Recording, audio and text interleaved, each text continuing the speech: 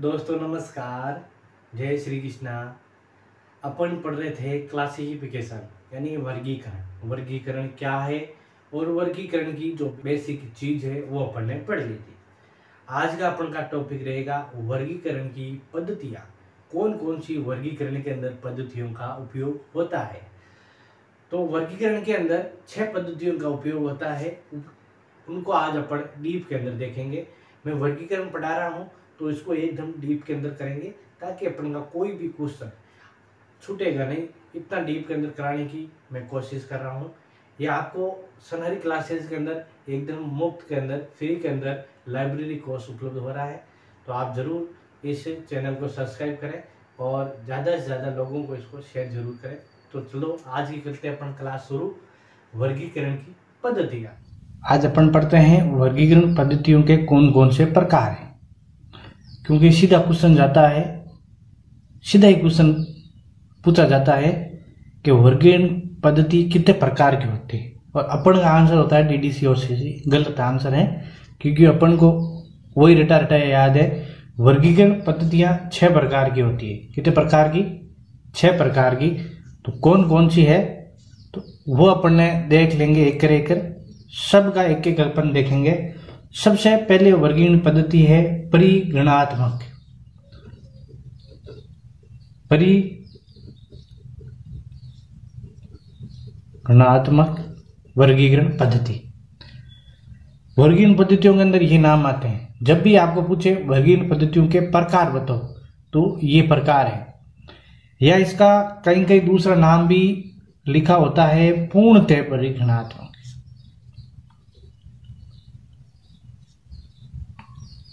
दोनों ही लिखे होंगे, कहीं ना कहीं मिल जाएंगे, दोनों लिखे होते हैं।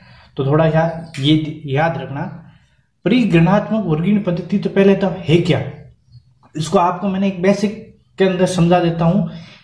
परिगणनात्मक मतलब पूर्णतः बना बनाया क्लास नंबर। पूर्णतः अपन को एक अक्षर भी ऐड नहीं करना है, जो वर्ड है लिखा हुआ है उसका बनाया बनाया अपन को क्लास नंबर मिल जाए तो उसको क्या कहते हैं? परिगणनात्मक या पूर्णतः परिगणनात्मक वर्गीकरण पद्धति। देखो पहले परि लिखा हुआ है या पूर्णतः मतलब बना बनाया। और इसका मैं उदाहरण लिखूं आपको, तो उदाहरण लिख लो आपको इसके। LCC लाइब्रेरी क्लासिफिकेशन है, एक कब आई? 1904 के अंदर। और एक है readers international classification RIC, readers international classification. और ये कब आई? 1961 के अंदर। इन दोनों के अंदर बना बनाया क्लास नंबर दे रखा है, बना बनाया। उसके अंदर आपको एक वर्ड भी एडिट नहीं करना है, कुछ भी नहीं लिखना है, इसीलिए इसको कहा जाता है परिगणनात्मक, पूर्णतः परिगणनात्मक। समझ में आ गया? दोनों वर्गीकरण पद्धतियां हैं, मैं दोनों को लिखा दिया है। और क्वेश्चन यही पूछा जाता है कि कौन सी परिगणनात्मक है, कौन सी लगभग परिगणनात्मक, कौन सी पक्षात्मक, ये अपन सब पढ़ रहे हैं। यही क्वेश्चन पूछा जाता है, यहां से इस टॉपिक से यही क्वेश्चन पूछा जाता है। नंबर 2 लगा हुआ आपको प्रकार के अंदर लगे भगे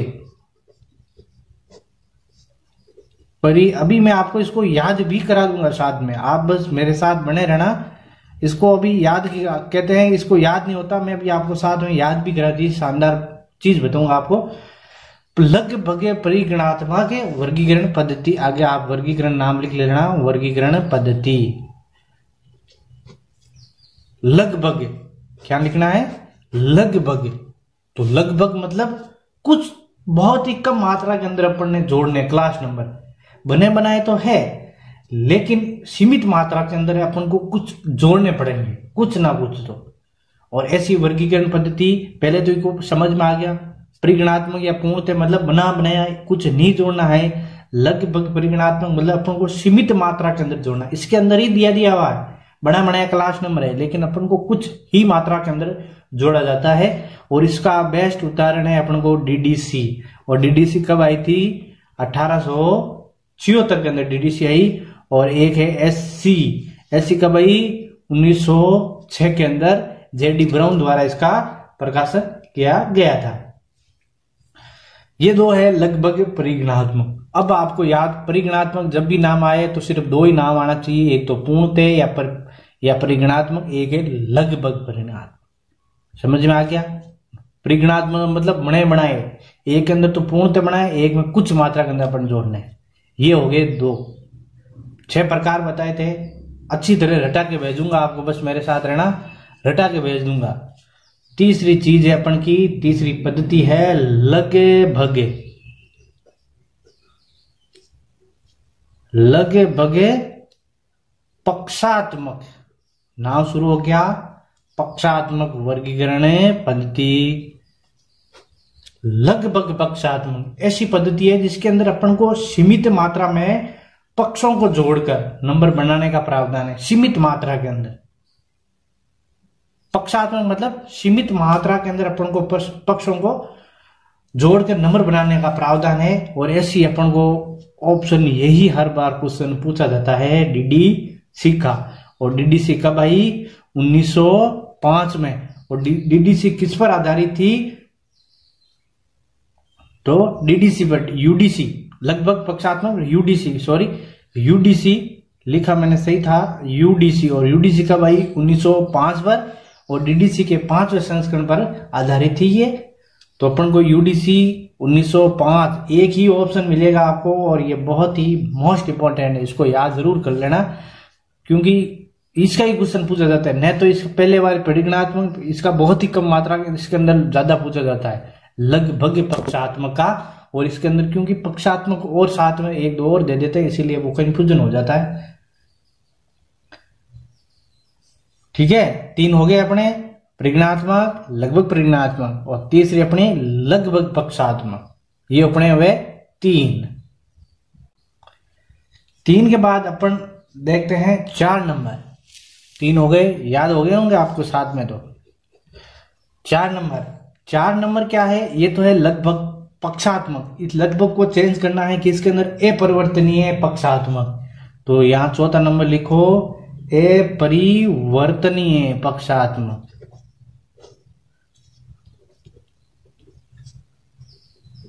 अपरिवर्तनीय पक्षात्मक।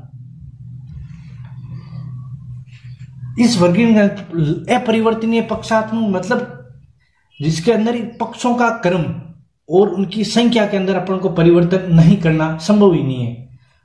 और इसके अंदर अपन को मोस्ट इंपोर्टेंट इसका उदाहरण है अपना सीसी।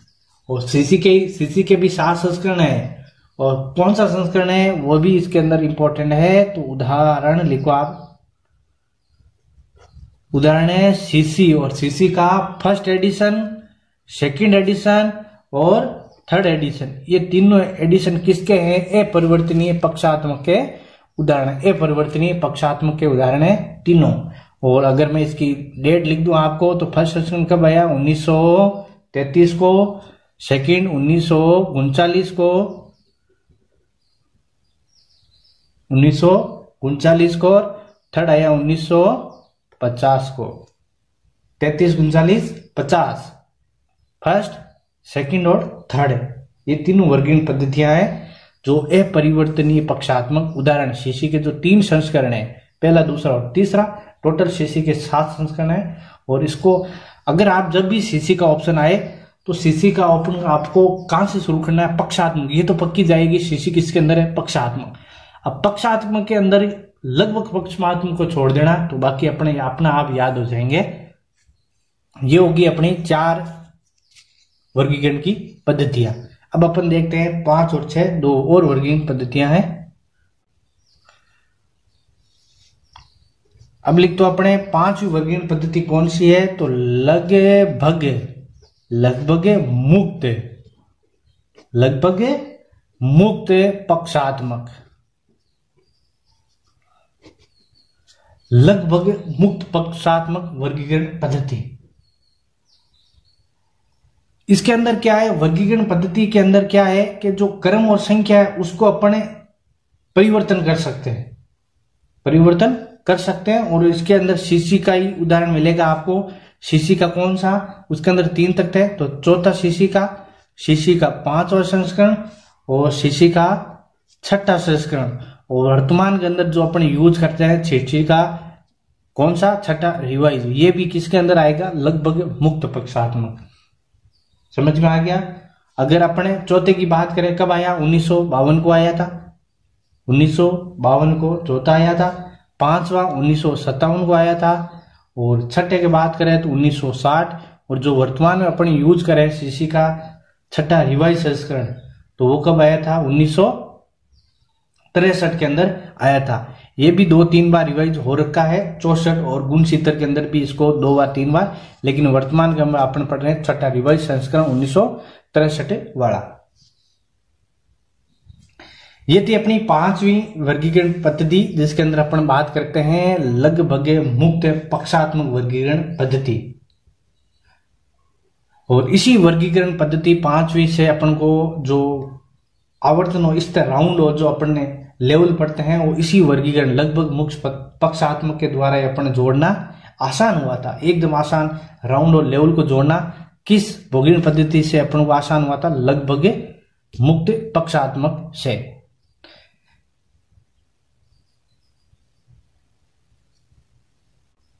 और अपने लास्ट वर्गीकरण पद्धति है, लिखते हैं लास्ट छठा, और 6 भी क्या है, पूर्णतया मुक्त पक्षात्मक।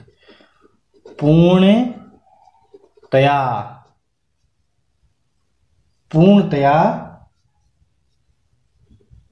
ये थोड़ी मात्रा सही नहीं लगी, सही कर देना आप। पूर्णतया मुक्त पक्षात्मक, पूर्णतः मुक्त। और अगर इसको ये भी लिख दे, पूर्णतः नहीं लगा के यहां लिख दे मुक्त पक्षात्मक, तो भी सही है, मुक्त पक्षात्मक। क्योंकि हर चीज में आपको बताऊंगा, यूं नहीं है कुछ छूट जाए अपना, कोई नहीं छोड़ूंगा, आराम से कोर्स करेंगे। ज्यादा से ज्यादा 1 महीने लगने वाला है, 1 महीने के अंदर पूरा कोर्स कंप्लीट हो जाएगा, पूरी यूनिट द्वारा। इसलिए आराम से चल रही, क्यों फटाफट जाना कहाँ है, करें तो अच्छा करें, बेसिक से शुरू करके अपन टॉप तक जाएंगे, ताकि सभी को आराम से समझ में आ जाए। क्योंकि मैं क्लास ही फिर इसीलिए चला रहा हूं कि किसी को जरूरतमंद को, जो ये कोचिंग वाले पैसे लेते हैं बहुत सारे, 6-6, 10-10 हजार रुपये कोचिंग, तो मैं इसी सभी को ये फ्री के अंदर अवेलेबल करा रहा हूं, ताकि किसी का भला हो जाए। अच्छा, क्योंकि किसी के पास कुछ हो ज्ञान तो देना ही चाहिए, ताकि उसका ज्ञान और बढ़ता है, कम नहीं होता है। मैं आपको बता रहा हूं, इससे मेरा ज्ञान कम नहीं हो रहा है, ज्यादा ही बढ़ रहा है। इसलिए कहा गया है, जमीर जिंदा रख, कबीर जिंदा रख, सुल्तान भी बन जाए तो दिल में फकीर जिंदा रख, हौसले के तरकस पे कोशिश का वो तीर जिंदा रख, हार जाए जिंदगी में सब कुछ मगर फिर से वो जीतने की उम्मीद जिंदा रख। तो ये थी अपनी पूर्णतया मुक्त पक्षात्मक, या मुक्त पक्षात्मक कहते हैं इसके अंदर जो फैक्ट फॉर्मूला दिया था, फैसिड फॉर्मूला, जिसको अपन पक्ष परिसूत्र है,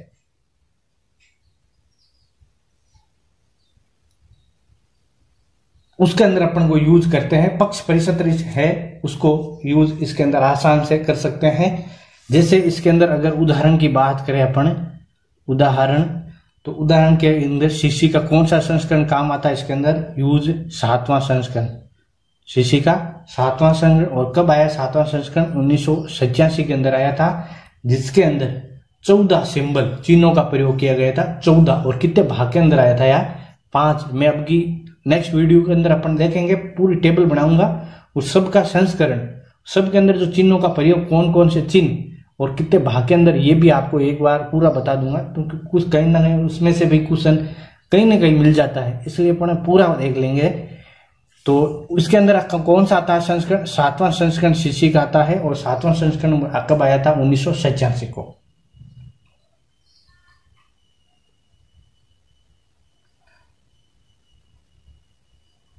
और 7वां संस्करण अपन को यूज नहीं अभी करते हैं, क्योंकि इसके अंदर बहुत सारे ऐसे दे रखे हैं जो समझ वाले कोई समझ नहीं है। एक तो बहुत ज्यादा चिन्हों का प्रयोग कर दिया इसने, और भाग की कितने करती है, 5 भाग के अंदर आ गया, तो ये थोड़ा डिफिकल्ट था, तो इसको अभी यूज नहीं करें। सिर्फ अपन अभी जो वर्तमान के अंदर पूछ ले, भारत के अंदर या विश्व के अंदर कौन सा संस्करण यूज करता है, तो छठा रिवाइज संस्करण ही यूज आता है सीसी का। तो ये थी अपनी वर्गीकरण पद्धतियां। आपको कहीं क्वेश्चन आ जाए कौन सी वर्गीकरण पद्धतियां हैं, तो आपको ये 6 वर्गीकरण पद्धतियां बतानी है। अब याद करने का तरीका, याद करने का तो परिगणात्मक आपको 2 ही याद करनी है। कौन सी परिगणात्मक, एक तो परिगणात्मक या पूर्णतः, एक लगभग परिगणात्मक। पक्षात्मक की बात करें तो एक तो लगभग परिगणात्मक, जस्ट नीचे क्या आएगा लगभग पक्षात्मक, और इसके अंदर अपने कौन सी यूज करते हैं यूडीसी।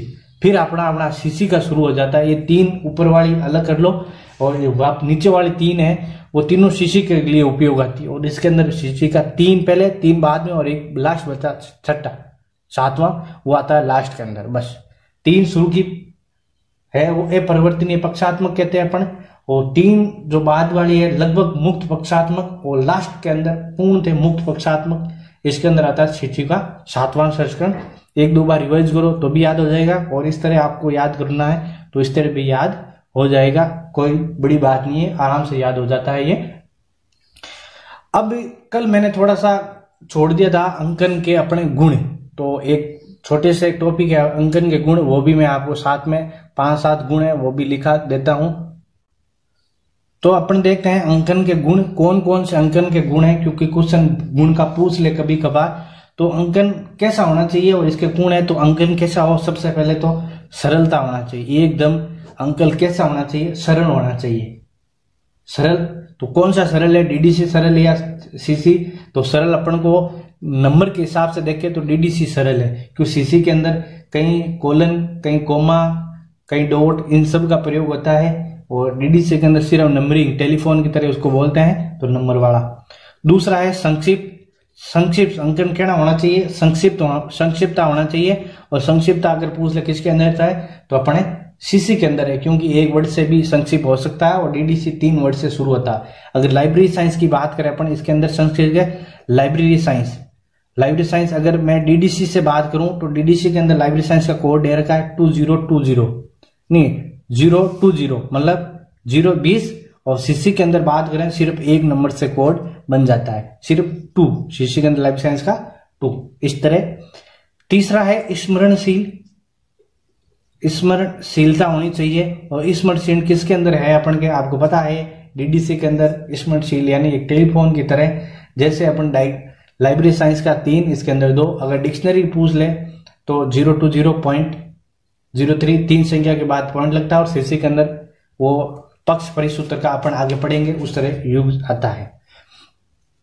चौथी अपन बात करें स्मरणशील के बाद में, चौथा क्या है, सापेक्षता होना चाहिए। सापेक्षता होनी चाहिए। सापेक्षता मतलब गहराई, जिस तरह गहराई बढ़े, विषय की गहराई बढ़े, उसी क्रम के अंदर अंकन की लंबाई भी बढ़नी चाहिए। अब जैसे टेक्नोलॉजी क्या है 600, अगर मेडिकल साइंस हो 610, इस तरह बढ़ा। जैसे लाइब्रेरी साइंस का क्या है 2, academy library 23, secondary school library 232, इस तरह बढ़नी ही चाहिए। ये हो गया अपने सापेक्षता। और 5वां अपन मतलब संश्लेषणात्मक होना चाहिए, मतलब जोड़ने वाला होना चाहिए, संश्लेषणात्मक।